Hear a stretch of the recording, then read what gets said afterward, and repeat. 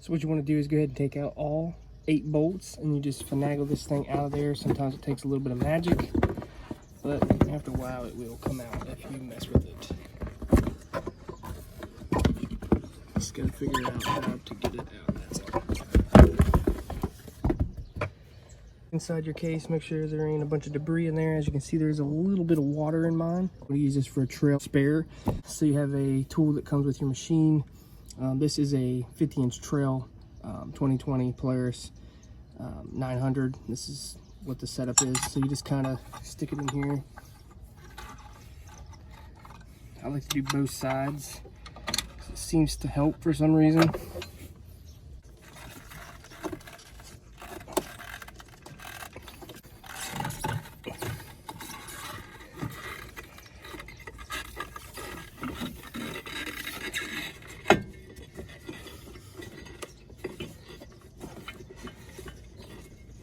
Kind of rotate it around,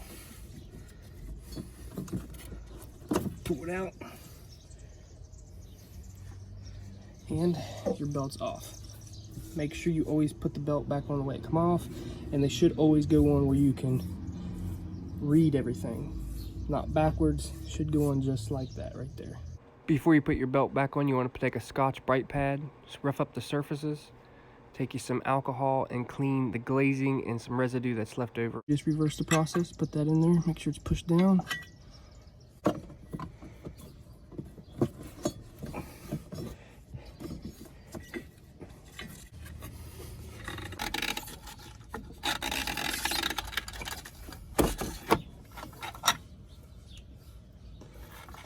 And you just kind of spin it a little bit.